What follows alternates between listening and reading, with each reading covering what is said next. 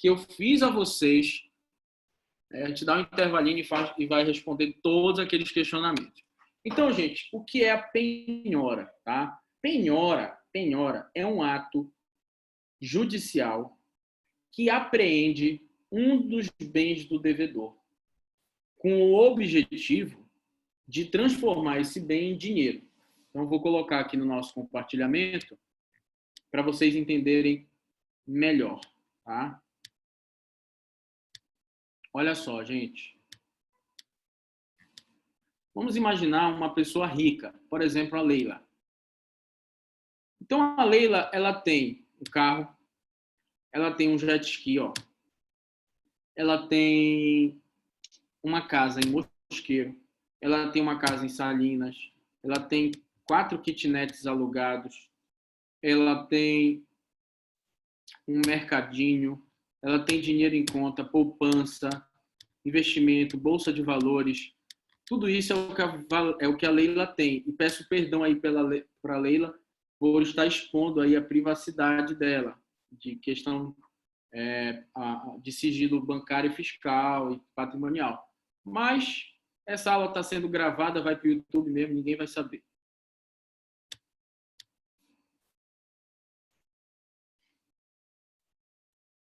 É só a verdade, né, pessoal? Então, olha só. Vamos imaginar que a Leila ela está com uma dívida, tá?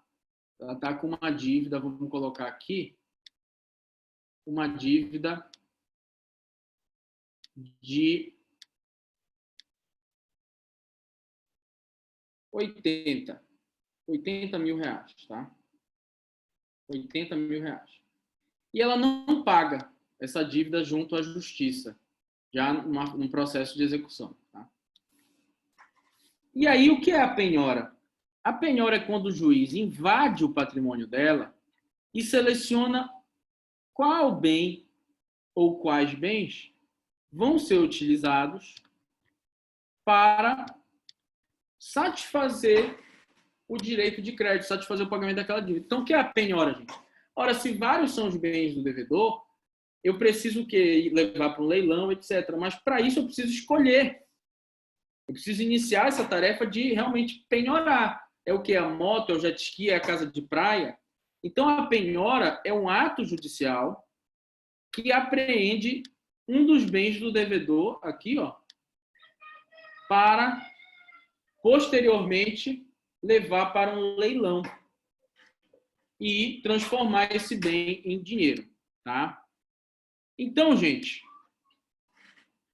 vamos lá para a nossa penhora, né? A penhora é um ato de apreensão de bens do devedor, corpóreos ou incorpóreos, porque eu posso penhorar não só o jet ski, a casa, o carro, eu posso penhorar também as cotas societárias, eu posso penhorar os royalties, o direito que ela tem sobre uma música, sobre um direito de autoral, etc. E a penhora, portanto, é um ato que vai individualizar qual é o bem do devedor que vai responder pela dívida. Por quê, gente? O artigo 789 do CPC, ele diz o seguinte: o devedor responde com todos os seus bens presentes e futuros para o cumprimento de suas obrigações, salvo que nas restrições de lei, que é o caso de impenhorabilidade.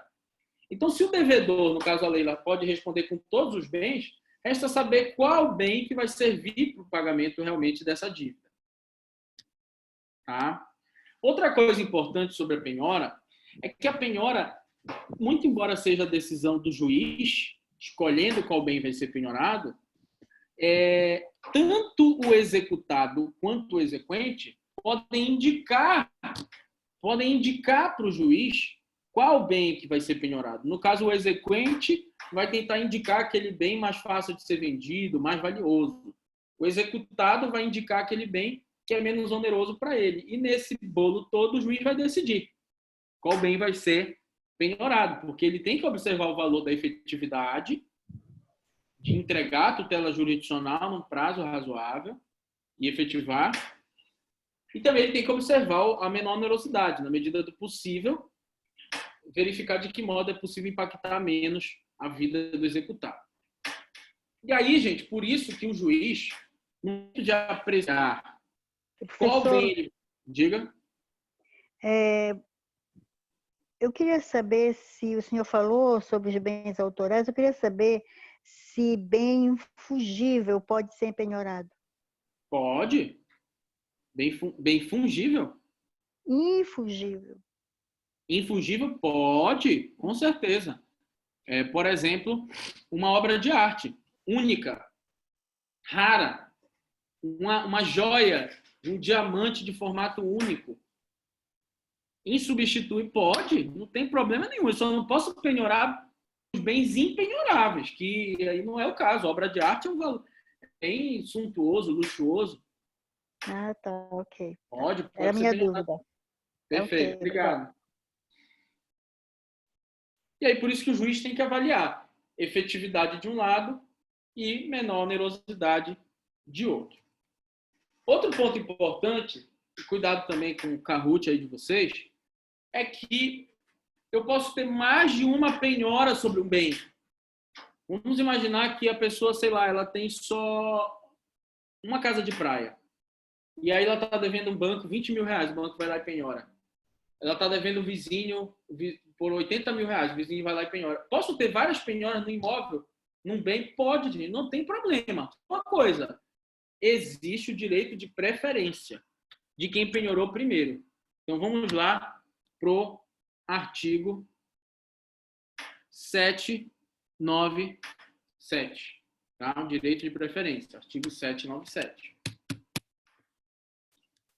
Ressalvado o caso de insolvência, por que ressalvado o caso de insolvência? Porque quando a pessoa entra em falência, não tem esse negócio de quem penhorou primeiro. Existe uma ordem, primeiro lugar, trabalhadores e a dívida fiscal, depois vem os fotografários, depois vem isso, depois vem aquilo. Então, no caso de falência, não existe esse negócio, porque a preferência legal que está na lei de falência.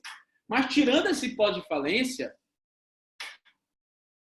a penhora, o exequente adquire pela penhora o direito de preferência sobre o bem penhorado.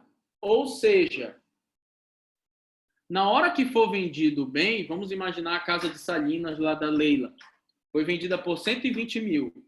Vai pagar primeiro aquele credor que penhorou primeiro. Se sobrar dinheiro, paga o que penhorou por segundo. Qual é o objetivo do legislador aqui, gente?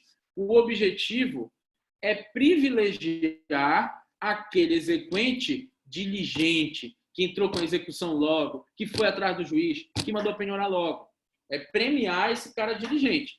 E aí ele vai ter um benefício aí de preferência. Tá bom? Alguma dúvida até aqui, gente? Nenhuma dúvida? Perfeito. E aí, pessoal, nós vamos entrar num rol dos bens Professor, impenhoráveis. Diga. Pode falar. mas essa regra da preferência, ela não se aplica àqueles credores de créditos preferenciais, né? Trabalhistas, essas coisas. Não, se aplica a preferência de quem penhorou primeiro.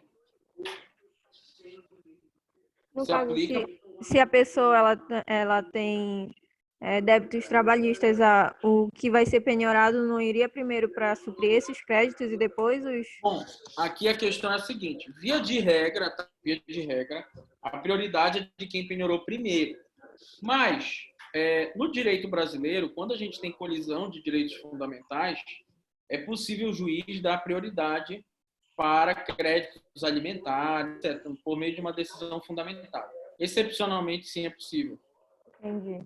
Entre pagar um banco, o dinheiro lá da penhora do imóvel, ou paga o banco, ou paga a doméstica que a pessoa demitiu. Uhum.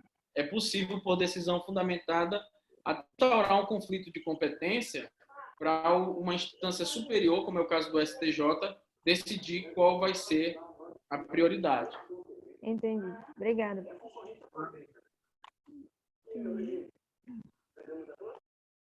Não é a regra, tá? Porque se ele não está insolvente... Porque assim, gente, isso é uma questão importante. Se ele, veja bem, se ele tem mais dívida do que patrimônio, ele está falido. Aí tem que pagar a prioridade legal, que é trabalhador, etc. Isso, está falando de débito falimentar, no caso de empresa falimentar, né? Falência de empresa. Não, ou pessoa física. A pessoa física também fale. Também fica insolvente. Ou seja, ela pode ter também mais dívida do patrimônio. Eu acho assim que o trabalhador ou qualquer outro tipo de preferência de alimentar, etc., só tem preferência se a pessoa tem mais dívida do que patrimônio. Mas se a pessoa tem mais patrimônio do que dívida, ela não é insolvente, não faz sentido. Não faz sentido. Tá? Bom, agora, olha, tem alguém com áudio ligado aí, gente. Quem está com áudio ligado?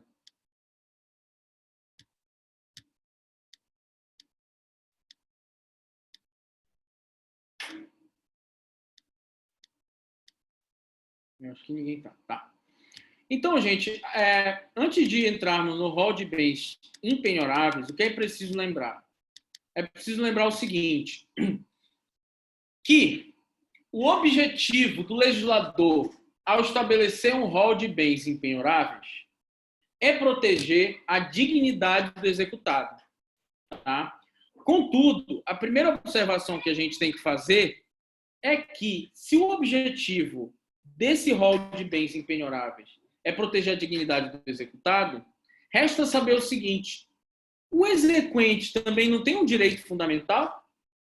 Porque o próprio acesso à justiça é um direito fundamental. E, às vezes, o direito que está sendo pleiteado, como é o caso de alimentos ou de uma indenização por uma questão grave de saúde, às vezes é mais importante esse direito que está sendo executado do que a própria moradia ou do que o trabalho do executado. Daí o porquê vocês vão ver ao longo da minha explanação que várias vezes o que parece que o juiz teria que proteger o executado, ele não vai proteger o executado, ele vai permitir a penhora daquele bem, porque do outro lado tem um bem jurídico mais importante. A gente vai ver ao longo disso. Então, assim, o que vocês têm que perceber é que a impenhorabilidade ela está dentro de um contexto de proteção da dignidade do executado. Mas que, por vezes, essa proteção da dignidade do executado perde importância em detrimento da magnitude do bem jurídico que está sendo executado. Tá? Então, vocês vão ver várias vezes essa ponderação sendo feita aqui. Portanto, a impenhorabilidade não é uma coisa absoluta. Tá? A gente vai ver aqui. E, portanto, num primeiro momento, a impenhorabilidade ela é um limite da atuação do juiz no procedimento de execução. Tá? E, por último, antes da gente entrar no rol mesmo de bens impenhoráveis, o que vocês têm que saber é que esse rol de bens impenhoráveis ele é exemplificativo. Porque se o objetivo é proteger a dignidade é um valor abstrato, muito amplo, e que não é possível ter hipóteses finitas e limitadas. Por exemplo, não está no rol do artigo 833 cadeira de rodas. Não está no rol do artigo 833 cão-guia. Vocês sabem que os animais são penhoráveis, tá? Cavalo, gado, todos os animais são penhoráveis. Inclusive, tem um artigo que permite a penhora de animais. Até cachorro de raça, tudo. Claro, cachorro de raça ainda bebezinho e tal, tem valor patrimonial. Mas lá não está escrito cão-guia. Não tem problema, gente. Porque esse rol é um rol flexível. O juiz pode estender hipóteses que não estão aí, reconhecendo que são impenhoráveis, porque, em última instância, o objetivo é proteger a dignidade do executado. Tá bom? E aí, gente, agora a gente vai começar um assunto mais profundo, tá? E para isso eu vou fazer o seguinte com vocês. Prestem bem atenção. Eu vou dar um intervalo aí de 15 minutos, mas eu vou deixar aqui um texto, tá? Para vocês lerem. Não sei se dá para mandar aqui no chat. É esse texto aqui que eu quero que vocês leiam. Bem aqui, ó.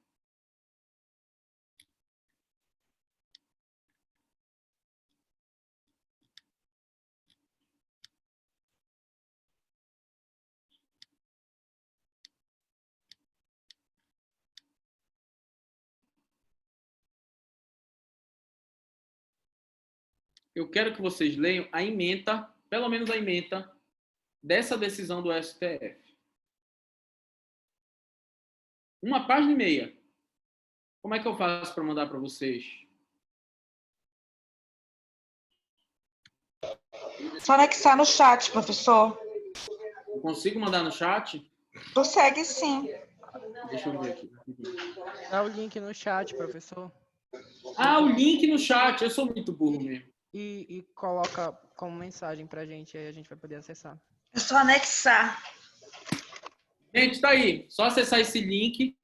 Leiam pelo menos a ementa. Pelo menos a ementa. 1,5 página. A gente dá 15 minutos e aí a gente volta com força total até o final.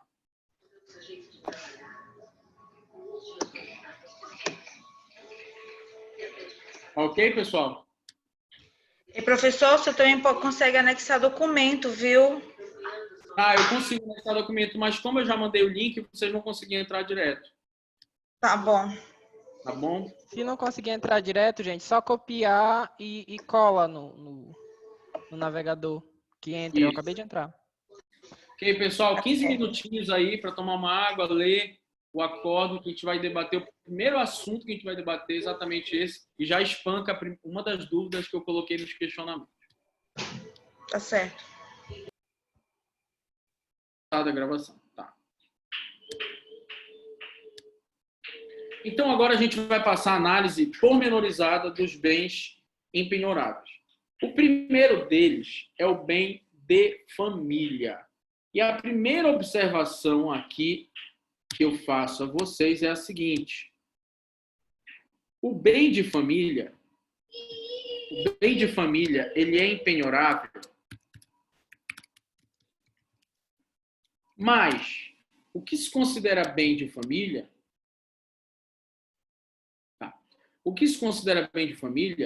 não é só o imóvel que serve de moradia, tá? Também todos os móveis que garnecem a residência e que correspondem a um médio padrão de vida. Tá? Então, cuidado, gente. Nós temos a lei, que é a lei número 8.009. Portanto, essa empenhorabilidade não está no CPC, que normalmente as empenhorabilidades estão todas no CPC. Essa empenhorabilidade está na lei 8.090. E ela envolve não só o imóvel, mas também todos os bens que garnecem esse imóvel e que servem ao padrão de vida.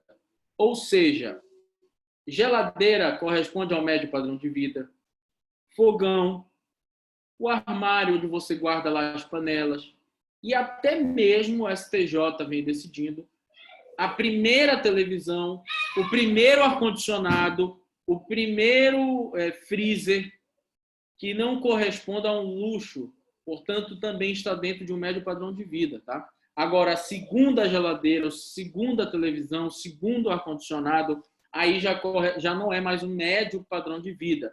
Assim como também obras de arte, tapetes, né, caros, quadros, coisas de decoração mais caras, etc., já não corresponde ao médio padrão de vida.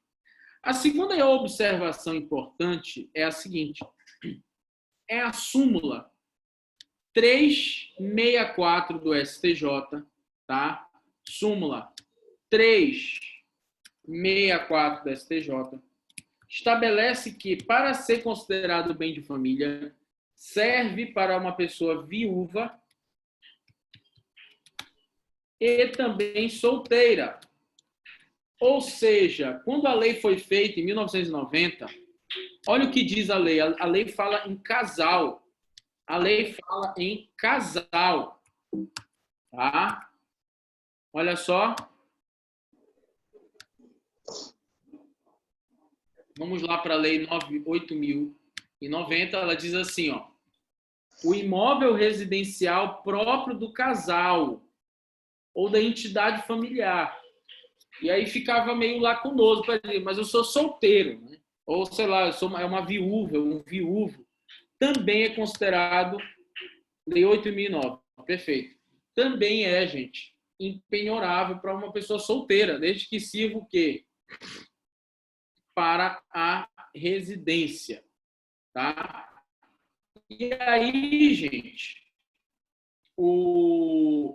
a impenhorabilidade desse bem de família serve também para os bens móveis que garnecem a residência aí do casal, tá? Do casal não, de qualquer entidade familiar, tá? Outro ponto importante que o inciso 2, ele vem trazer isso de uma forma mais lapidada em relação aos móveis. Ele diz que são impenhoráveis, aqui já no CPC. Os móveis têm uma utilidade doméstica, né, que garnece a residência, desde que eles estejam dentro de uma necessidade comum a um médio padrão de vida. Então, só não pode ser o quê? De elevado valor. Tá? Vaga de garagem também impenhorável, embora tenhamos algumas decisões que considerem a possibilidade de desmembrar. Outras consideram que não é possível desmembrar. É controverso também isso. Tá? E aí vamos continuar aqui. Então, o que diz a súmula 364? A súmula 364 vem do STJ e diz que mesmo uma pessoa solteira ou viúva tem esse benefício. Então, gente, como regra geral, bem de família que envolve o imóvel que você mora e os móveis que observam o médio padrão de vida são impenhoráveis, seja um casal, seja uma pessoa solteira, tá? Seja uma avó morando com neto, também é impenhorável. Então, pessoas solteiras, viúvas ou casadas, seja lá como for. Tá? A segunda observação importante é que a gente precisa saber o posicionamento do STF com relação, vou colocar aqui, o STF com relação à impenhorabilidade do bem de família do fiador de contrato de locação, gente. Isso é muito importante. Olha só. O que acontece? Eu já disse isso a vocês logo no início da aula. Imaginem que vocês têm um imóvel para alugar. Uma pessoa que não tem renda, não tem patrimônio, queira morar nesse imóvel ou queira fazer algum negócio nesse imóvel. Vocês sabem do risco, né, da pessoa não pagar. Então, você vai pedir uma garantia. A principal garantia que se tem nesse ramo aí de contrato de locação é o fiador, porque não precisa ter um bem, um terreno. Muitas pessoas nem têm isso. E aí, você chama um tio, você chama um parente, um pai, a sua mãe, o seu irmão, que tem uma condição um pouco melhor, e ele assina como fiador. Para que serve o fiador, gente? O fiador serve o quê? Para garantir o pagamento dos aluguéis, caso não sejam pagos. É para isso que serve o fiador. E daí surgiu a seguinte questão. Qual é a questão? Vamos imaginar que o inquilino não paga o aluguel e, sei lá, esteja numa dívida de 100 mil reais. 100 mil reais, dívida de aluguel. O fiador, ele não tem mais nada na vida dele, ele não tem dinheiro em conta, ele não tem carro, não tem nada. Ele só tem o lugar que ele mora. A pergunta é, o bem de família do fiador pode ser penhorado? Gente, isso é uma questão muito importante e que eu faço questão da gente tratar. Por quê? O Brasil é um país que muita gente não tem condição de comprar um imóvel, mas todo mundo mora em algum lugar, né? Exceto as pessoas assim miseráveis. Todo mundo mora em algum lugar. E se não tem condição de comprar esse imóvel, possivelmente mora o quê? De aluguel. Tá? De aluguel. O STF tem dois posicionamentos. Um posicionamento, tá? É o posicionamento para contrato de locação residencial. E o outro posicionamento é para contrato de locação comercial. No caso do contrato de locação residencial, o STF entende que o bem de família do fiador é penhorável. E no caso do bem de família do fiador, de um contrato de locação comercial, o bem de família do fiador é impenhorável. Gente, é isso mesmo, tá? Então, olha só. Eu vou falar a verdade aqui para vocês. Eu sou fiador de um contrato de locação residencial de um familiar meu, tá? Se ele não paga o aluguel, de acordo com a decisão do STF, como o contrato é residencial, é para ele morar, para ele estudar em outra cidade e tal, eles podem pegar minha conta bancária, eles podem pegar o meu carro, mas eles não podem penhorar o meu imóvel onde eu moro. Eu demorei, sei lá, 10 anos para ter dinheiro para isso. Já... Desculpa, gente, falei errado. Eles podem penhorar o meu imóvel, se é para fins residenciais, perdão. Eles podem penhorar o meu imóvel para eu garantir o pagamento da obrigação de aluguel residencial. Mas, se eu sou fiador de um contrato de locação comercial, a questão muda de figura e o meu bem é impenhorável. Um amigo meu vai abrir uma lanchonete e eu garanto que ele vai pagar. Eles podem ir atrás do meu carro, do meu dinheiro, mas eles não podem penhorar o meu imóvel. Então, vamos lá agora para as decisões do STF sobre isso, para a gente entender por que essa diferença.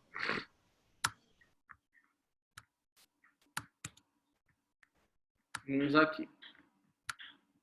Primeira decisão do STF é em relação a um contrato de locação residencial, tá? Então, aqui, esta corte firmou o entendimento no sentido de ser constitucional a penhora sobre o bem de família do fiador, tá? Então, este posicionamento aqui é no caso de um contrato, é o recurso extraordinário 612.360. E até hoje esse posicionamento prevalece. Ou seja, se eu garanto o pagamento de um aluguel de locação residencial, é constitucional penhorar o meu imóvel, mesmo diante do direito à moradia que eu tenho. De outro lado, se o imóvel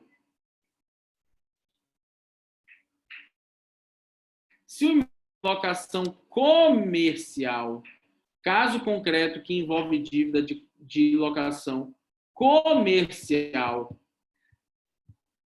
não é possível penhorar o imóvel do fiador. É incompatível com o direito à moradia. Tá? E aí eles colocam lá que a dignidade da pessoa humana e a proteção da família exigem que se ponha um abrigo da constrição de determinados bens. É o que ocorre com o bem de família do fiador, destinado à sua moradia, cujo sacrifício não pode ser exigido a pretexto de satisfazer o crédito de locador de imóvel comercial. A restrição do direito de moradia do fiador tampouco se justifica a isonomia, porque ele fala que a questão da impenhorabilidade, olha só, o imóvel do devedor, a principal, ele é impenhorável. No caso de locação comercial, o imóvel do principal é impenhorável. Não seria justo que o do fiador fosse penhorável. Tá? Eles falam que não é possível aplicar as mesmas balizas da Suprema Corte sobre a locação comercial. Então, eles fazem questão aqui, gente, o STF, de dizer que a locação comercial ela é diferente da residencial e que eles não vão aplicar aquele precedente aqui. Então, aqui eles dizem, se a locação é comercial, não pode tocar no meu imóvel. Se a locação é residencial, pode. Então, eles fazem questão de colocar aqui como diferente. Deixa eu ver aqui as perguntas. Só esse valor de 100 mil foi só para compor a questão? Não, é só para compor a questão, Vitória. Bem de família desocupado, mas sendo o único bem do devedor, pode ser penhorado nesse caso do fiador? Pode. Só que cuidado aqui, gente. Vamos voltar para o nosso slide aqui. Olha só. Aliás, para o quadro branco. O STF entendeu que só pode penhorar e deixar o fiador sem lugar para morar se for contrato residencial. Se for comercial, é impenhorável o meu bem de família. Tá? Agora resta a seguinte pergunta. Por que essa diferença de interpretação? Isso é uma questão importante. Gente, eu li e reli esse voto. Deixa eu ver quantas páginas ele tem. Tem umas 20 páginas, né? Eu li e reli. Quando você fala que você tem... Não. Isso é outra coisa, Sandra. A gente vai tratar disso, tá? Isso é lá no final da aula. Isso não tem a ver com contrato de locação. Não tem a ver com contrato de locação. É do fiador. Não tem a ver, na verdade, com o fiador, tá? 47 páginas. Olha só, gente. Eu li e reli essa decisão várias vezes, tá? Porque eu queria entender o seguinte. Se eu me coloco como fiador de um amigo meu para uma pizzaria e ele não paga o aluguel, meu imóvel é penhorável. Mas, me coloco como fiador do meu sobrinho para ele estudar em São Paulo, o meu imóvel é penhorável. Olha só, gente, o imóvel que eu moro, tá, eu comprei, é essencial para minha dignidade, né? É essencial para minha dignidade. Investi toda uma vida de trabalho. E se o aluguel do meu amigo de uma pizzaria, eu não posso perder esse imóvel, que é impenhorável, se é comercial. Mas se eu sou fiador do meu sobrinho para ele estudar em São Paulo, como eu sou fiador, eu posso perder o meu imóvel. Gente, eu li, reli várias vezes essa decisão. Várias vezes essa decisão. E o Luiz Roberto Barroso não aceita. O Luiz Roberto Barroso não aceita. Para o Luiz Roberto Barroso, teria que ser impenhorável nos dois casos. Para outros ministros, teria que ser penhorável nos dois casos, porque não haveria diferença. Até que uma mente iluminada, uma mente brilhante, chamada de Rosa Weber, e também o Celso de Mello, falaram o seguinte, tem diferença sim. Sabe por quê? Normalmente, quem aluga um imóvel para residência usa aquele dinheiro assim para a sua manutenção mesmo, para a sua dignidade. Quem aluga um imóvel residencial, que normalmente tem um valor mais baixo. E mais que isso, normalmente quem é fiador de um contrato de locação residencial é alguém que tem um parentesco, alguém muito próximo daquela pessoa e que tem o objetivo de garantir a moradia para aquela pessoa durante alguns anos, durante algum tempo. Então, o que o STF pensou? Pensou assim, ora, se você garante lá para o seu sobrinho, para o seu filho, para o seu irmão, para ele poder morar de aluguel, você garante ali o pagamento, duas coisas contribuem para o seu imóvel ser penhorável. Primeiro, que quem está alugando precisa, para manter a sua dignidade, daquele valor. Muitas vezes conta com aquele dinheiro para pagar, sei lá, o plano de saúde. Segundo lugar, quem está garantindo o pagamento para uma pessoa que você tem muita proximidade. Pode ser, às vezes, até seu filho, seu irmão. Então, você assumiu o risco. Tá? Diferentemente do comercial. Comercial, sei lá, um amigo de faculdade, que está com o nome sujo, um tio distante que vai abrir um negócio. E ainda assim se soma a esse fato a questão de quem geralmente aluga um imóvel comercial, né? Em alguns casos, é alguém que já tem muito patrimônio, que é um grande empresário. É algo que o Barroso discorda. O Barroso diz, não, muita aluga imóvel comercial, sei lá, aqui no Jurunas, por 100, 200 reais por mês, por 500 reais por mês, e ele depende daquele aluguel também.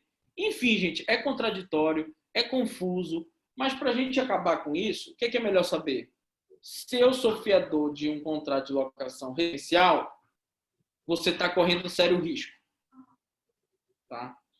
Se você é fiador de um contrato de locação comercial, fique tranquilo. O máximo que ele vai fazer é pegar seu carro, pegar seu imóvel, é pegar seu dinheiro em conta bancária, etc. Tá? Porque realmente, quando vocês leiam essa decisão, várias vezes eles ficam se batendo. Gente, mas não tem diferença, é a mesma coisa. Tem pequenas pessoas que alugam para fins comerciais e que dependem também daquele valor. E aí, tudo isso de acordo com o direito social e moradia acabou sendo colocado dessa forma. Tá? Outro ponto importante é o seguinte, sobre o imóvel.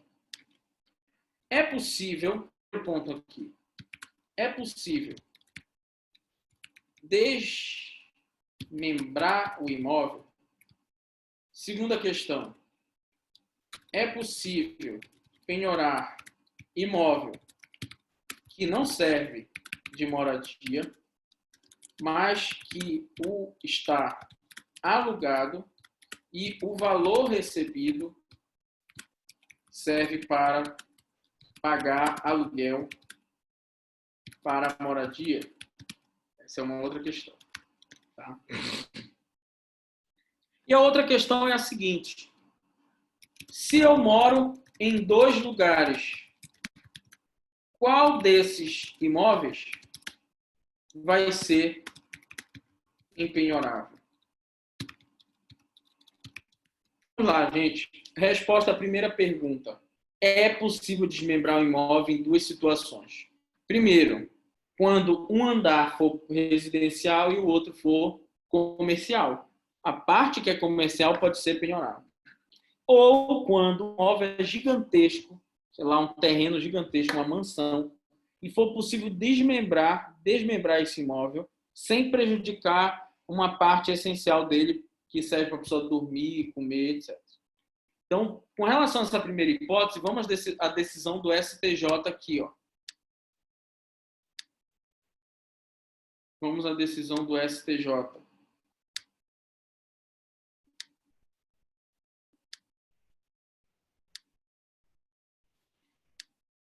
É possível desmembrar imóvel para a aplicação da penhora parcial do bem. Neste caso, foi um imóvel que o primeiro andar servia para residência. Tá? Aliás, ela destacou que é correta a manutenção da penhora no primeiro andar, que era comercial, e concluiu que a proteção da impenhorabilidade limita-se ao segundo andar, que é o imóvel onde ele mora, porque só este segundo andar é utilizado para moradia. A ministra ressaltou que para permitir a separação do imóvel deve-se avaliar a não caracterização do bem a uma questão residencial. Tá? Diga. Nesse caso, não seria mais prudente o juiz decidir que o valor do aluguel do comércio de baixo ele fosse penhorado e não o imóvel em si? Não seria mais prudente, vou te falar por quê. Deixa eu só pegar aqui. Vou te falar por quê. Porque aqui, normalmente, a gente está falando de dívidas de 200 mil, 300 mil, 500 mil. É uma questão que realmente precisou penhorar aquele imóvel. E aí o aluguel não vai ser suficiente. Pelo princípio da menor onerosidade, se fosse uma dívida de 10 mil, 5 mil, 15 mil, vai lá. Pelo princípio da menor onerosidade, é melhor penhorar só o aluguel. Tá? Fora que muitas vezes não está alugado para ninguém. O próprio devedor é o dono daquele negócio ali. Não está alugado para ninguém. Não tem receita de aluguel. Aí só resta penhorar. Segundo questionamento. Então, o primeiro questionamento é possível desmembrar. Tá? A primeira pergunta é quando... A primeira pergunta de respeito... O STJ permite a penhora parcial do imóvel quando um andar só, que é para moradia. A parte que é comercial pode penhorar tranquilamente. Ou quando o imóvel é gigantesco, né? como aconteceu uma vez em São Paulo, o imóvel tinha 6.000 metros quadrados. Tem esse caso no STJ também, 6.000 metros quadrados. E aí a juíza fez assim, ó. Só essa partezinha é que tinha os cômodos da casa. O resto tudo era campo de futebol, etc. Então, o que a juíza fez? Ela penhorou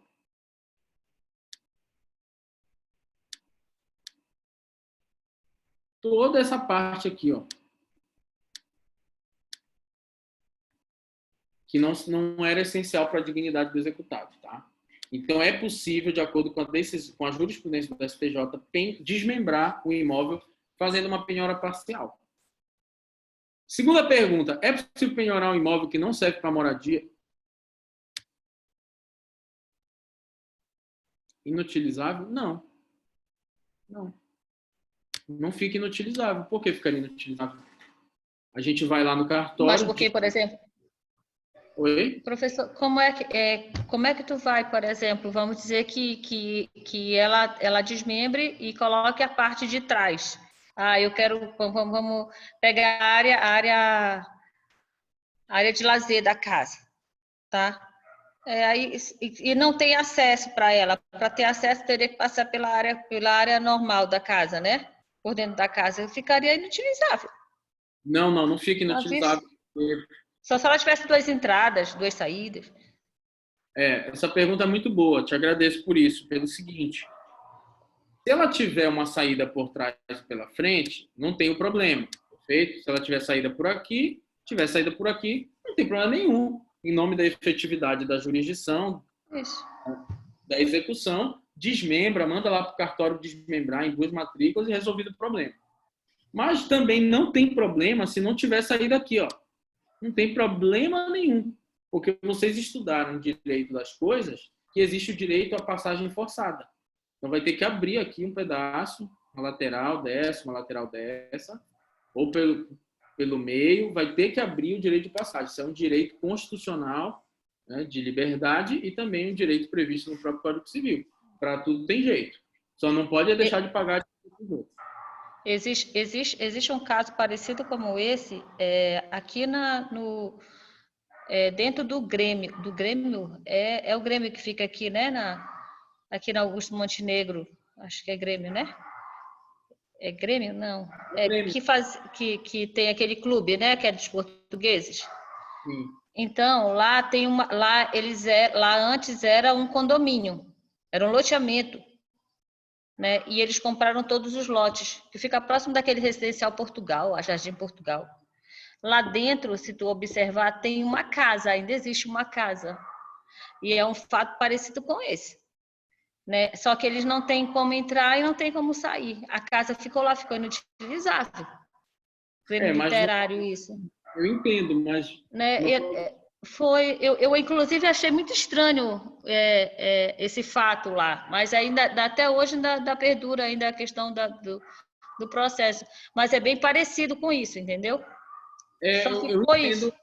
Eu entendo a tua preocupação, mas existe o direito de passagem, tem que dar o jeito. Entendo. Aí, mesmo por dentro, a pessoa teria que ter esse direito, é isso, né? Inclusive... seria garantido. Isso, inclusive... Sabe a Vila Teta? Alguém conhece aqui a Vila Teta? Sim. Isso. A Vila Teta teve uma ação judicial, que é assim, tem aqui a Vila Teta, né? Aí tem... Uma barata, né? Uma casa aqui. Isso, tem uma casa aqui na Vila Teta. Aqui, ó. Aqui é a... Né? E tem uma casa atrás, que quando era um antigo proprietário, ele deixava passar pelo meio da casa para sair, né? Pela Vila Teta. Depois uma outra pessoa comprou e não deixava mais. Aí teve uma ação do juizado especial e o juiz obrigou a abrir um corredorzinho aqui que seja. Porque é um direito, o direito de passagem. Não tem jeito. Você vai ter que ter o direito de sair e entrar de casa. Tá? Então, para isso tem jeito também. Ele não pode nem utilizar do argumento, por exemplo, que vai prejudicar o meu imóvel, vai entrar no... compor isso de alguma forma, seja fazendo teria que provar uma passagem comum, mas vai ter que ter o direito. Ele, em alguns casos, se paga algum valor, né, por ano, por mês. por causa do uso, tá? Mas não adianta, é obrigado a garantir, nem que seja mediante pagamento, mas tem que ter o direito de passagem, gente. Tá? Ok. Aí, vamos lá, gente. Segunda pergunta. É possível penhorar um imóvel que serve de moradia, mas que está alugado e o valor recebido serve para pagar o aluguel? Vamos imaginar que eu acho que é muito grande esse apartamento que eu alugo aqui, digamos, por 3.000 e eu vou morar num kitnet para pagar R$ 1.000. Esse imóvel aqui, que não está no meu nome, ele é empenhorável? A resposta é não. Vou mostrar aqui para vocês. Aliás, a resposta é sim, gente. Desculpa. Ele é empenhorável desde que o valor do aluguel eu use para pagar outro aluguel. Então, vamos lá para a decisão do STJ que diz respeito a isso. A decisão do STJ, olha aqui.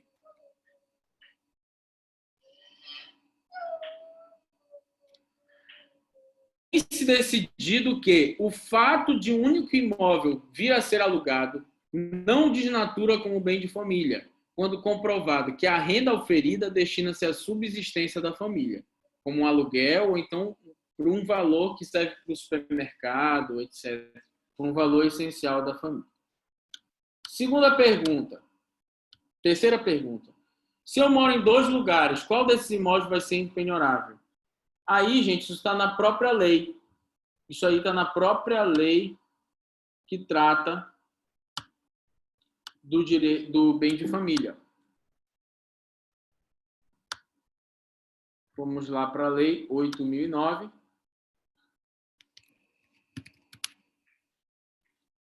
Na hipótese de o casal ou entidade familiar... Pergunta aqui. Depois eu repito, Arine. Na hipótese do casal ser possuidor de vários imóveis utilizados como residência, o que é muito comum, a pessoa, sei lá, é um grande executivo, e trabalha em 2 lugares e tal. A impenhorabilidade recairá sobre o de menor valor. Como regra geral, portanto, se o meu imóvel em Macapá custa 100 mil e o meu imóvel em Belém custa 300, o que vai ser empenhorável é o de Macapá. Não vai ser o de maior valor. Tá? Tudo isso de modo a garantir uma maior efetividade da jurisdição. Ora, você tem 2 lugares para morar, você é um privilegiado. Então, só vai ser empenhorável de menor valor. Aquele, sei lá, 1 por andar duplex que você mora também, esse é penhorável. Exceto se você foi no cartório de imóveis e registrou naquele de maior valor, tá? Que aquele é o da sua moradia, para todos os fins de penhora, empenhorabilidade, etc. Tá bom? Então, como regra geral, a empenhorabilidade vai recaindo de menor valor. Tá bom? Agora, a Arine botou o seguinte, repete o segundo questionamento. O segundo questionamento é o seguinte, Arine.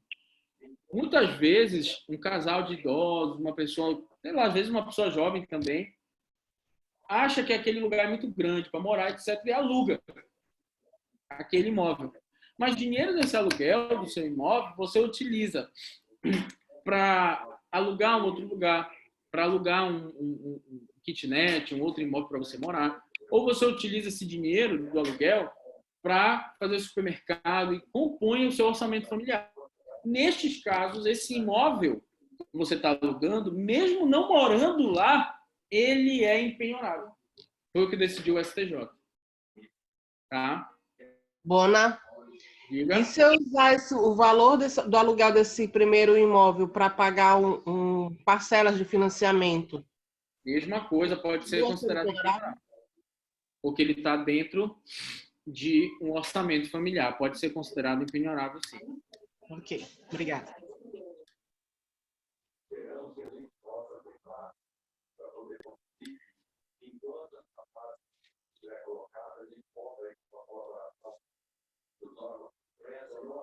Tem alguém com áudio ligado aí, pessoal?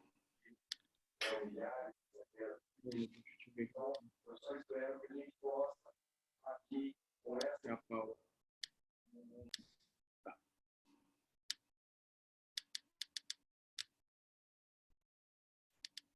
Tudo bem, gente? Então, assim, tudo que tinha para falar desse primeiro bem... Diga. Tenho uma dúvida. Diga. O senhor falou que a empenhorabilidade vai cair sobre o imóvel de menor valor, certo? Se eu tiver mais de um. Tá. Certo. Exceto se ele for no cartório e alegar que o de menor valor for sua moradia, certo? Não, de maior valor.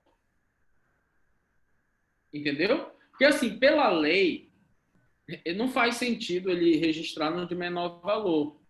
Porque, pela lei, se você tiver um imóvel de 1 milhão e de 100 mil, pela lei, só é empenhorável o de menor valor, pela lei. Então, nem precisa ele registrar. Só vale a pena ele ir lá no cartório e falar o seguinte, olha, para fins de minha moradia, é esse aqui que eu quero proteger. O outro é só para eu dormir lá uma vez no ano, quando eu vou no carnaval do Rio, etc. Então, só vale a pena fazer esse registro no cartório de imóvel, dizendo que ele é empenhorável para fins de moradia, se for no de maior valor. Não vale a pena fazer no de menor valor, porque o de menor valor, pela lei, já é o que é empenhorável. Só se você quiser proteger aquele de maior valor, tá? Eu não consegui entender, professor, desculpa. Olha, eu vou colocar aqui para ti, só para porque às vezes a gente precisa de uma imagem, né, para ficar mais fácil. Vamos lá, é o seguinte. Professor, nesse caso, ele pode ter mais de dois imóveis, por exemplo, dois de menor valor e um de maior valor, e Isso, mesmo assim... Vai ser o de menor. Se ele tiver 5 imóveis, ele não vai poder dizer que o de 1 milhão é empenhorável, é o de, sei lá, 50 mil que é empenhorável. Só se ele quiser tomar esse cuidado de registrar no cartório de imóveis e tal. Mas eu vou explicar melhor aqui para entender. Olha só. Vamos imaginar que eu tenho esse imóvel aqui, ó, esse bem pequenininho, que custa, vamos colocar aqui, gente, sei lá, o valor mínimo de um imóvel na cidade, né? Vamos colocar aqui, sei lá, 200 mil. Eu tenho esse imóvel, vamos imaginar. Ele custa 200 mil, tá? E ele fica na avenida principal de Paragominas. Tem algum nome de alguma rua que eu não lembro agora. Vamos imaginar que eu tenho de 200 mil Paragominas. Por quê, gente? Eu advogo e sou professor da UFPA Paragominas. Então, assim, gente, como o imóvel é uma coisa que, quando eu não precisar mais, vende pelo quase o mesmo valor ou mais caro, ao invés de ficar gastando aluguel, o que eu vou fazer? Eu vivo lá fazendo audiência, tenho negócio, já tenho gado lá não sei aonde, dou aula no curso de Direito lá de Paragominas, já durmo sábado, domingo para voltar tranquilo, e eu compro lá de 200 mil. Um imóvel de 200 mil. Ou sei lá, gente, sei lá, de 150 mil. Bem baratinho, tá? Só para eu dormir, para ter todo aquele conforto e não é uma perda, né? Que o dia que eu não quiser mais, eu vou lá e vendo. Aí, digamos, eu tenho aqui em Belém um de 700 mil na Tupinambás. Na Tupinambás. Se eu for uma pessoa que não conheço do direito, não conheço das leis, eu não vou fazer nada. Mas o dia que eu, sei lá, tiver uma dívida com um banco, sei lá, qualquer pessoa, uma pessoa que eu atropelei, fazer um dano, ou com tributos, né? Sei lá, eu tenho uma dívida de 300 mil com o Banco do Brasil. Na hora, o Banco do Brasil, ele vai fazer uma pesquisa sobre quais os bens que eu tenho, não é verdade? O juiz também. Aí o juiz vai olhar e vai dizer, olha, ele tem um imóvel em Paragominas, é residencial, e ele tem um em Belém. Mas, como nenhum desses imóveis ele disse que é a moradia dele, os dois servem para moradia, a gente vai penhorar o de Belém. Penhora de Belém. Ele não teve esse cuidado de fazer o registro, nada. Penhora de Belém. Por quê? Se eu tenho mais de um imóvel que serve para moradia, é o de menor valor que eles vão proteger, o mínimo do mínimo da minha dignidade. para justamente efetivar também a jurisdição, a tutela executiva, etc. Tá? E aí, pessoal, se eu quiser ter a proteção desse de maior valor, como quem diz assim, olha, esses paragominas é uma coisa acessória, é algo provisório, que realmente que eu quero proteger para todos os fins, é esse da Tupinambás. Eu tenho que ir no cartório, averbar que esse imóvel é o de moradia para fins de empenhorabilidade. Por isso que a lei, gente, ela é bem clara quanto a isso. Olha o que diz a lei aqui. A lei diz, na hipótese de ser possuidor de vários imóveis como residência, a empenhorabilidade recairá no de menor valor,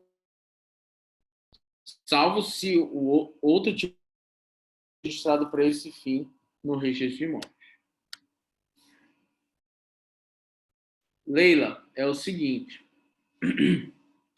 não é fraude, não cobriria todo o valor da dívida. Olha só, deixa eu falar uma coisa para vocês. Prestem bem atenção aqui, gente.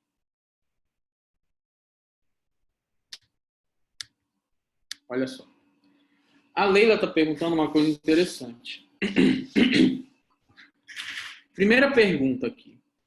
Poxa, professor, mas se o da Tupinambás for empenhorável, ou seja, o de maior valor, o banco não vai receber o dinheiro dele. Só vai receber, sei lá, 150 mil. É mesmo. O banco só vai receber 150 mil. Porque no caso desse da Tupinambás, tudo é essencial. Os 3 quartos, o escritório, o lugar que eu dou aula, os banheiros, a cozinha, tudo é essencial. Então não tem nem como desmembrar. E sim, gente, o banco só vai receber 150 mil. Paciência, é a produção da minha dignidade. Paciência, é isso mesmo. Ah, mas se eu for lá no cartório e registro que esse bem, ele é o bem de família para todos os fins de empenhorabilidade, eu estou fraudando a execução? Não, pessoal. Eu estou exercendo um direito previsto em lei, de tendo vários imóveis que eu durmo, que eu como, que eu descanso, que eu posso escolher quais dele. É um direito meu. Isso não é fraude à execução. Tá? Ao contrário, isso é a proteção de uma vida inteira de trabalho, de esforço, uma proteção de um conforto minimamente razoável. E não é luxo, não. Porque esse de 150 mil é um quarto e uma cozinha. É o quarto e cozinha que chama. Esse de 150 mil. Mas eu tenho 2 filhos. Tá? Para minha dignidade não é esse aqui com um quarto e uma cozinha. Tá? Então isso não é, gente, fraude à execução. Agora, o direito não vai socorrer aos que dormem. E como diz aquela frase, o camarão que dorme a onda leva, né? Então, assim, se você não fizer nada também, não for lá no cartório, poxa, isso aqui eu trabalhei minha vida toda para comprar. Poxa, eu vou lá no cartório registrar aqui para todos os fins, isso aqui é da minha moradia, porque eu tenho, sei lá, um kitnet, não sei aonde, um kitnet. Vai que acontece lá, eu atropelo alguém, ou um banco, ou a Receita Federal me cobra um valor, poxa, eu vou deixar garantido, isso aqui eu trabalhei minha vida toda para comprar. Isso não é fraude, gente. Isso é um planejamento familiar do meu plano existencial de vida para garantir o mínimo de dignidade. Alguma dúvida, gente? Professor, eu ainda tenho. Peraí, deixa eu só ler aqui o da Águida primeiro. Ele tem que registrar antes de ser executado. Se registrar depois de executado é fraude. Sim, ele precisa fazer isso, gente, antes de ser executado. Tá? Diga. É o seguinte, a empenhorabilidade ela não vai recair sobre o de menor valor, certo? Se não tiver o registro. Se não tiver o registro. Isso. Se tiver o registro, também vai cair sobre o de menor valor. Então, não? Não. Eu disse que se eu Não. fizer o registro sobre o de maior valor, o que eu tenho para pagar não é o de menor? Sim, então não vai recair em penhorabilidade no de menor. Se eu faço o registro no de maior valor, não vai recair a impenhorabilidade no de menor, vai recair a impenhorabilidade no de maior. Se eu não faço nenhum registro de nada, a impenhorabilidade vai recair no de menor. Entendi, Tá? entendi. Obrigada. Nada. Professor, eu tenho uma pergunta. Deixa eu ver. No, Pode falar, pode falar. eu entro no processo, aí, antes da execução, eu resolvo, para proteger o meu imóvel, eu resolvo registrar. Isso não é problema para mim? Não, Não vai ter problema no processo? Não vai Porque ter. eu já estava assim, já estava imaginando, não, ele pode me pegar, então deixa eu registrar logo. Tá, olha, não vai ter problema no processo, tá? Só tem uma situação que eu tenho que trazer para vocês. Não, salário é outra coisa. Teve uma pergunta aqui no privado. Salário é outro assunto, tá? A gente vai falar do salário ainda. Está falando só de imóvel. O salário tem várias outras possibilidades do STJ, do STF, várias decisões, várias nuances. O salário é outro departamento. A gente está falando só do imóvel, tá? E aí eu vou trazer uma informação para vocês. O que eu tenho? Eu tenho aqui essa jurisprudência para colocar para vocês. Olha só, gente. Que tem a ver com a pergunta que você falou agora no áudio. Marisa. Marisa, olha só. Vamos imaginar o seguinte. Aí isso sim o juiz não vai admitir. Vamos imaginar o seguinte. Eu tenho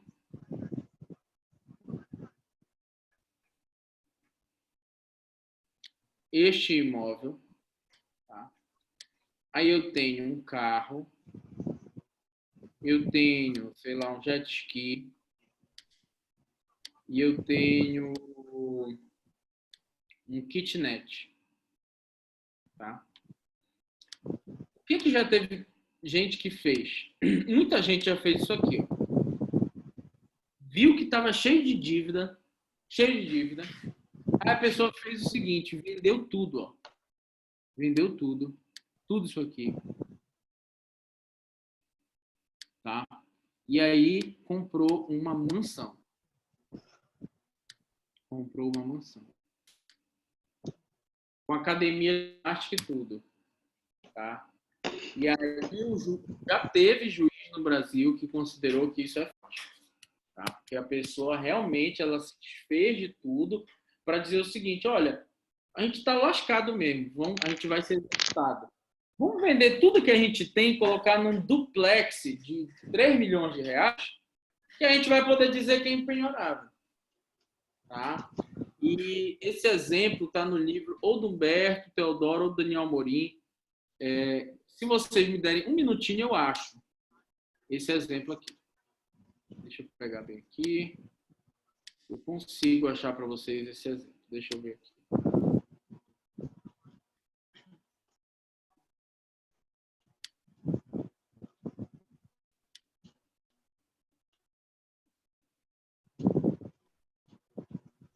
Esse exemplo está no livro do professor José Garcia Medina. Vamos abrir aqui. Vocês estão conseguindo visualizar minha tela, gente? Não. Deixa eu compartilhar aqui minha tela. Vamos aqui para o livro do professor José Garcia Medina.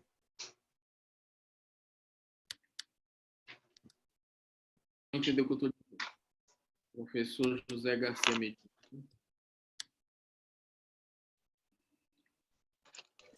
Opa, eu vi a prova ali. A prova está aí. Está aqui, gente. Professor José Garcia Medina. É um Código de Processo Civil comentado. A gente vai lá para o artigo 833, que é o artigo da impenhorabilidade. 833.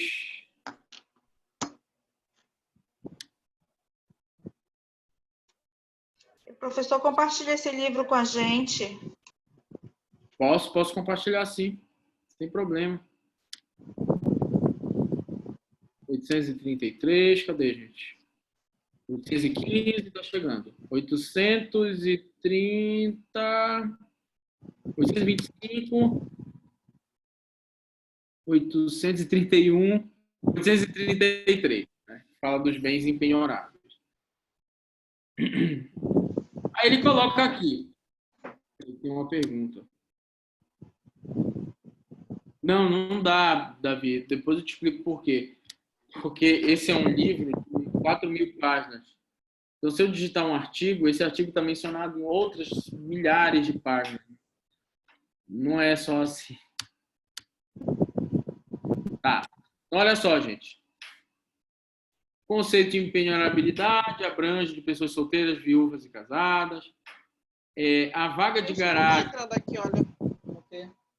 O que foi, gente? Tá conectado? Não. O que foi, gente?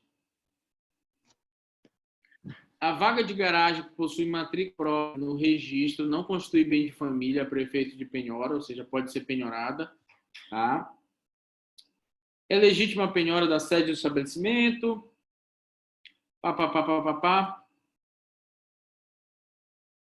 É impenhorável o único imóvel residencial do devedor, seja locado, desde que a renda obtida seja revertida para a subsistência, moradia da família, tá? E aí ele vem falar dos direitos fundamentais. Aí ele vai falar do bem de família.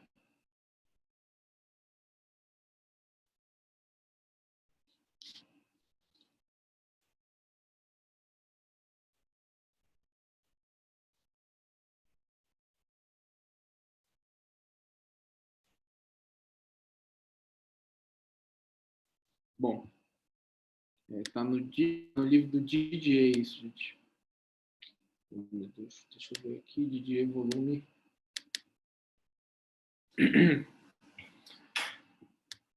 Bom, a gente vê depois, pessoal, senão vai tomar todo o tempo da aula. Mas eu tenho essa jurisprudência, e um desses livros fala exatamente disso, tá? Mas cuidado, porque se você, dentro do planejamento familiar, faz esse registro, tá?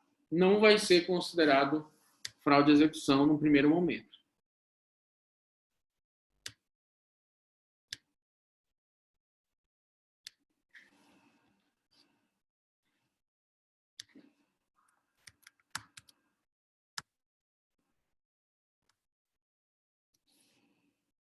Vou só fazer a última tentativa aqui no do Didier. Execução. Vamos ver aqui no sumário. Execução. A tipicidade dos meios executivos. Título executivo. Aí vem fraude.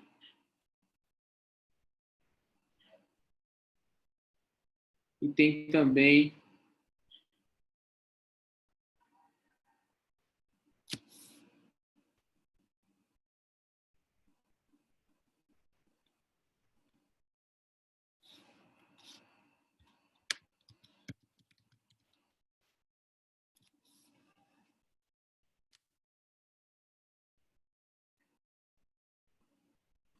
aqui, ó. Em outro caso, o STJ considerou lícita a impenhorabilidade do bem de família atingir simultaneamente 2 imóveis do devedor. Tá? A impenhorabilidade abrange dos imóveis residenciais mais simples aos mais luxuosos. Nada impede, com base nas premissas adotadas por este curso, o órgão julgador determine a penhora de uma mansão milionária que serve de sede familiar. Tá? Veja de modo exemplificativo a hipótese decidida pelo STJ, em que o devedor alegou a penhorabilidade de sua residência, sendo que ali se incluiu canil, quadra de tênis, estufa de plantas, casa de bonecas, churrasqueira, chafariz, gramado, comportando 6.813 metros quadrados. É bastante razoável o entendimento de ser possível o desmembramento do imóvel, cujo tamanho supera qualquer padrão mínimo de dignidade, de conforto, preservando-se, de um lado, uma área suficiente para moradia, mas atendendo, de outro lado, o interesse do exequente à efetividade da jurisdição. De certa forma, o que o STJ fez foi utilizar o raciocínio desenvolvido pela Lei 8.009. Como a lei só torna impenhorável o único imóvel, em contrapartida são penhoráveis os imóveis residenciais e, eventualmente, os terrenos não ocupados. Tá?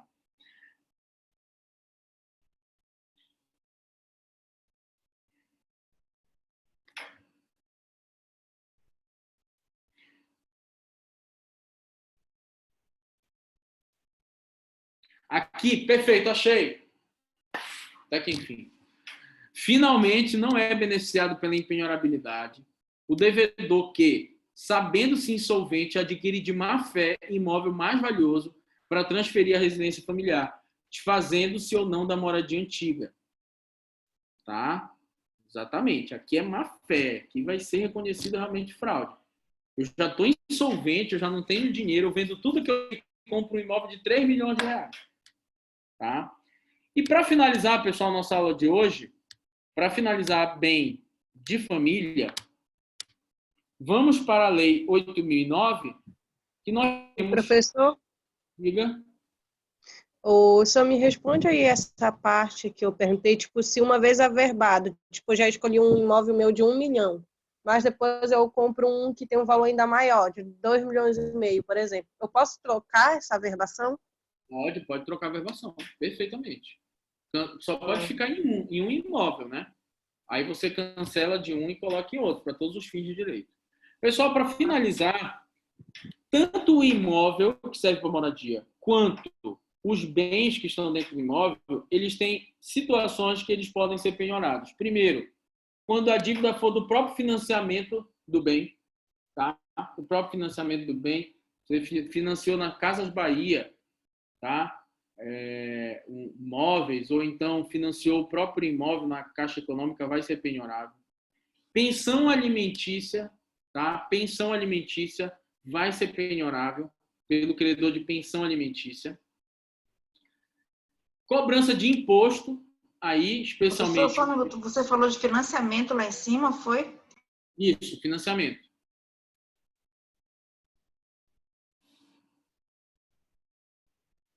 Financiamento, tá?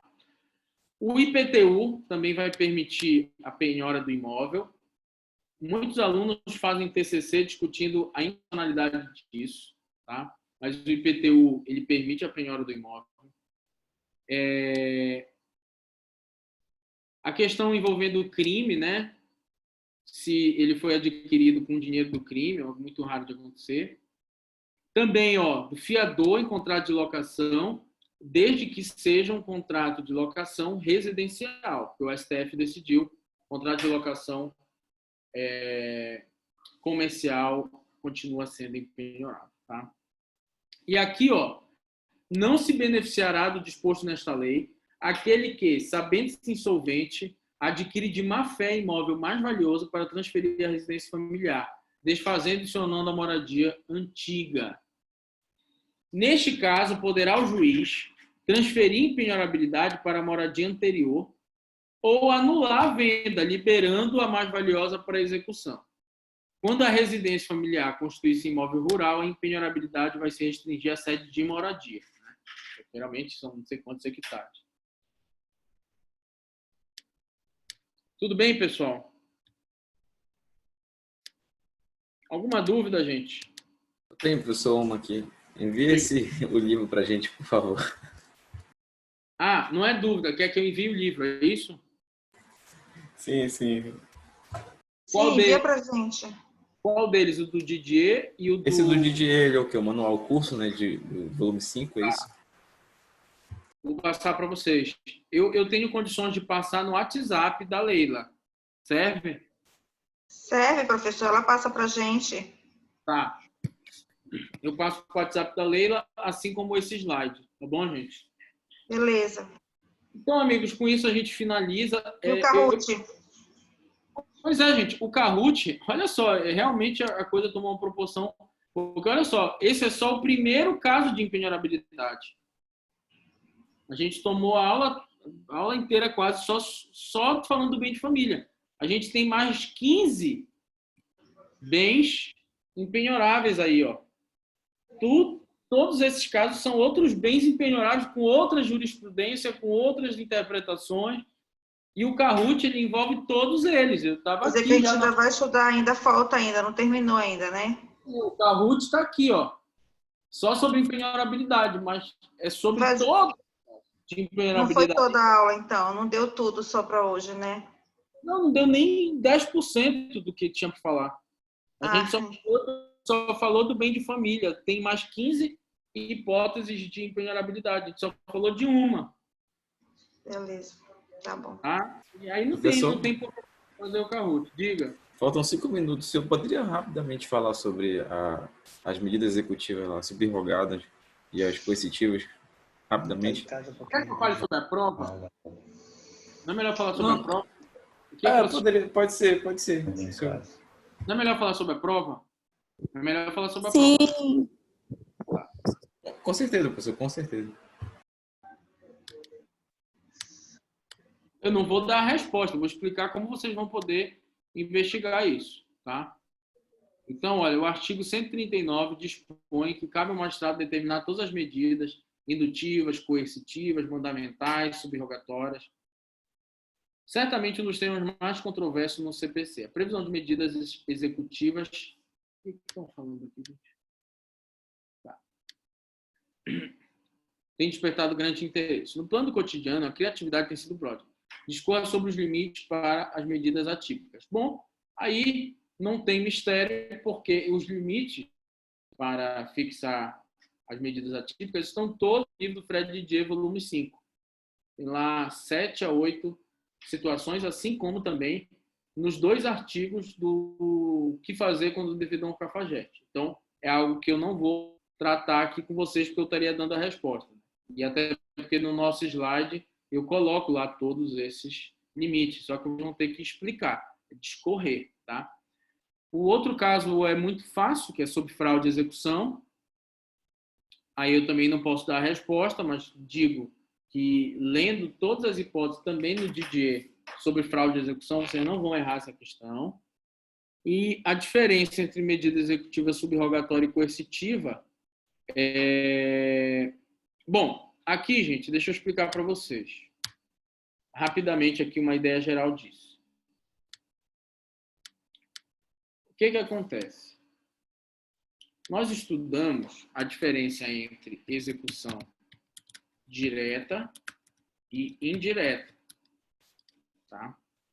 A direta são mecanismos executivos que o judiciário tem que necessitam da vontade e da conduta do devedor, tá? Do executado. E as medidas executivas indiretas são mecanismos coercitivos. Tá? São como uma pressão psicológica. Enquanto que a direta é chamada de subrogatória. A indireta, tá? Desculpa, gente. A direta, ela, desculpa aqui, não necessita da vontade nem da conduta do devedor, tá? A indireta, que é a coerciva psicológica, precisa da vontade e da conduta do devedor. Para quê? Para satisfazer a obrigação. E aqui também, para satisfazer a obrigação. Então, vamos dar aqui 2 exemplos.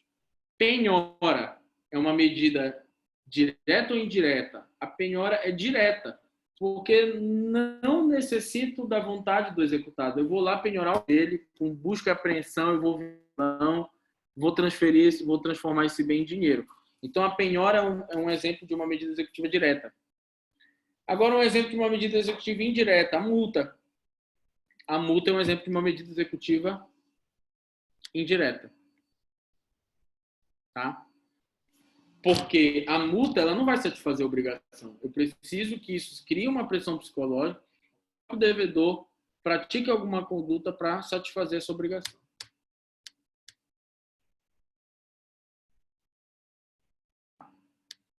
E só que assim, gente, são dezenas de exemplos de direta e indireta. Eu não vou prosseguir aqui porque vocês podem estudar o assunto e fazer de forma mais aprofundada, tá? Agradecemos pelo livro, tá? Tá ótimo, vou passar para vocês, gente. Aliás, eu pensei que eu já tinha passado, mas eu passo de novo, sem problema. Tudo bem, pessoal? Então, gente, eu vou passar agora o livro para vocês, para a Leila, tá? Realmente, essa aula a gente acabou tomando muito tempo, mas não tem pressa mesmo, é isso mesmo. Tá? Eu vou dispensar a chamada, pessoal, pela adiantada hora, já são 22 horas, tá? Agradeço a presença de todos e já desejo bom feriado para vocês, né? Quinta e sexta aí vai ser feriado, não é isso? É quinta e sexta, professor? Não é só um dia, não? Não sei, é só sexta, não é Corpus Christi, não, é Sexta Santa, não é isso? É Sexta-feira Santa. Eu acho que é só sexta, então. Pessoal, obrigado a todos, boa noite. Depois eu disponibilizo essa aula aí no YouTube para vocês, tá? Feliz Páscoa, tudo de bom para vocês. Grande abraço. Obrigada, professor. Boa noite. Para você também, boa noite. Boa noite, colegas.